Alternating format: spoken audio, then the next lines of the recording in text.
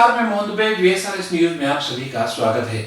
आइए नजर डालते हैं देश और दुनिया की तमाम टॉप 10 खबरों पर।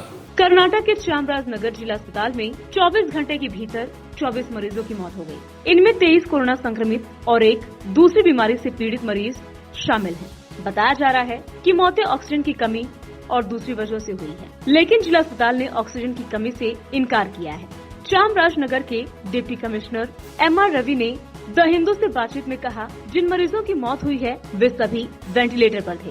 ये मरीज पहले से ही गंभीर बीमारियों से जूझ रहे थे। ऐसे में जरूरी नहीं कि ऑक्सीजन की कमी से ये मौतें हुई हों। हालांकि सच ये है कि अब तो मैसूर में भी ऑक्सीजन जुटाना मुश्किल हो रहा है। देश में पिछले 24 घंटों में 3.5 लाख से अधिक कोरोना के केस सामने आए हैं। ये आंकड़ा करीब 50 देशों में एक दिन में मिलने वाले केसों में सबसे ज्यादा है।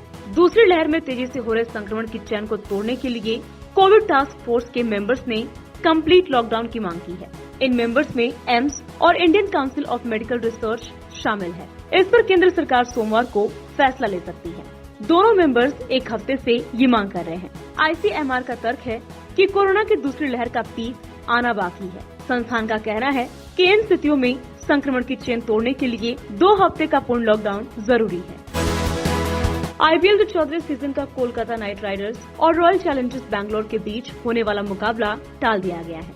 अब ये मैच बाद में खेला जाएगा। इंडियन प्रीमियर लीग पर कोविड-19 का असर नजर आ गया है। कोलकाता नाइट राइडर्स के कई खिलाड़ी बीमार पड़ गए हैं। इसके बाद खिलाड़ी और स्टाफ आइसोलेशन में चले गए हैं। इन सबके बाद IPL के सिक्योर बायो बबल पर भी सवाल उठने लगे हैं।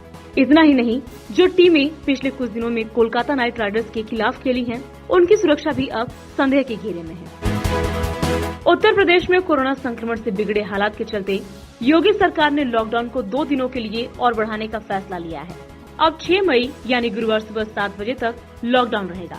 इससे पहले 29 अप्रैल को सरकार ने शुक्रवार शाम 8 बजे से मंगलवार सुबह 7 बजे तक के लिए लॉकडाउन घोषित किया था, जो अब 2 दिनों के लिए और बढ़ा दिया गया है। वहीं स्वास्थ्य विभाग के फ्रंटलाइन वॉरियर्स को 25% अतिरिक्त मानदेय मिलेगा। मेडिकल, पैरामेडिकल के अंतिम वर्ष के छात्रों को विशेष पैकेज देकर कोविड अस्पताल में उतारा जाएगा। ये आदेश मुख्यमंत्री योगी आदित्यनाथ ने टीम 9 के साथ समीक्षा बैठक में दिए हैं। यूपी में कोरोना संक्रमण से भयावह होती स्थिति के बीच झकझोर कर रख देने वाला वीडियो सामने आया है। बहराइच के जिला अस्पताल पहुंची एक मां की मदद करने से जब लाचार सिस्टम ने हाथ खड़े कर दिए तो उसकी दोनों बेटियां मुंह से सांस देने की कोशिश करने लगी, लेकिन अफसोस उनकी यह कोशिश मां को नहीं बचा सकी। कुछ देर बाद ही महिला की मौत हो गई।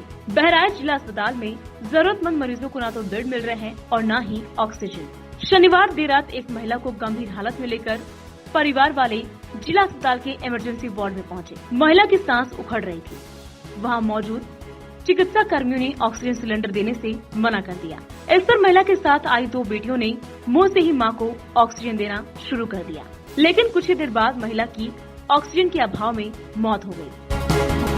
दिल्ली में कोरोना के कारण हाहाकार मचा हुआ है। कोरोना के कारण सैकड़ों लोगों की रोजाना मौत हो रही है। कोरोना के कारण हो रही मौत के कारण लकड़ियों की कमी के बाद अब शमशान घाटों में जगह कम पड़ गई है। परिजनों को अब खुले में अंतिम संस्कार करना पड़ रहा है। ऐसा ही मामला पूर्वी दिल्ली की सीमापुरी शमशान घाट में शमशान के बगल में खुले में कोरोना से मृत लोगों का अंतिम संस्कार किया जा रहा है। पूर्वी दिल्ली की सीमापुरी शमशान घाट का संचालन शहीद भगत सिंह सेवा दल के प्रमुख जितेंद्र सिंह शंटी ने बताया कि प्रतिदिन 100 से अधिक शव यहां आ रहे हैं। जगह की कमी को देखते हुए शमशान घाट की दीवार को तोड़कर अतिरिक्त जगह की व्यवस्था की गई है, जिससे किसी तरह लोगों का संस्कार किया जा सके। शिवसेना ने अपने मुखपत्र सामना के जरिए PM मोदी और बीजेपी पर निशाना साधा है। सामना ने लिखा है कि पश्चिम बंगाल के चुनाव का विश्लेषण एक वाक्य में करना हो तो बीजेपी हार गई और कोरोना जीत गया। पश्चिम बंगाल की बाघिन ऐसे चुनाव के दौरान जख्मी हो गई। उस जख्मी बाघिन ने देश की राजनीति को नई दिशा दी है और पश्चिम बंगाल की जनता का जितना अभिनंदन किया जाए उतना कम ही है। पश्चिम बंगाल की जनता धूल के बवंडर में गायब नहीं हुई, कृत्रिम लहरों में नहीं बही। अपनी मिट्टी के लोगों की प्रतिष्ठा के लिए बंगाली जनता दृढ़ता के साथ खड़ी रही। देश को पश्चिम बंगाल से सीखना चाहिए।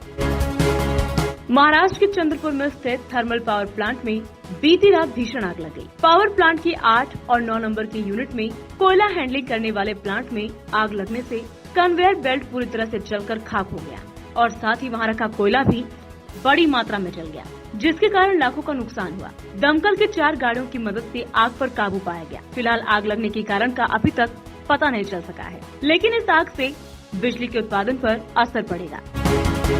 कोरोना की दूसरी लहर ने भारत में कहर मचा दिया है। देश की स्वास्थ्य व्यवस्था वायरस के सामने बेबस नजर आ रही है। इन सब के बीच में भारत में चल रहे टीकाकरण अभियान की गति भी कुछ धीमी दिखाई दे रही है। महाराष्ट्र में कई सेंटर्स पर वैक्सीन खत्म हो चुकी है। महाराष्ट्र के पुणे के एक टीकाकरण केंद्र में 45 साल के ऊपर के लोगों के लिए भी वैक्सीन उपलब्ध नहीं है। देश में अब 18 साल के ऊपर के लोगों को वैक्सीन लगवाने की मंजूरी दी जा चुकी है, लेकिन वैक्सीनेशन सेंटरों पर वैक्सीन ही नहीं है, जिसके कारण टीकाकरण की गति धीमी हो गई है। सरकार लगातार वैक्सीन के उत्पादन को बढ़ाने में लगी हुई है। विदेशों से भी वैक्सीन की मदद ली जा रही है। कुछ दिनों पहले ही रूस से स्पुतनिक 5 की 1.5 लाख खुराक भारत में आई है। इस महीने रूस वैक्सीन की 30 लाख खुराक भारत भेजने वाला है। पिंपरी चिंचवड नगर निगम की एक शिकायत के आधार पर पीसीएमसी के ऑटो क्लस्टर हॉस्पिटल में वेंटिलेटर बेड के लिए एक कोविड पॉजिटिव मरीज के परिजनों से 1 लाख रुपए लेने और स्वीकार करने के आरोप में 3 डॉक्टरों को आज गिरफ्तार किया गया। बाद में रोगी ने घातक वायरस के आगे घुटने टेक दिए।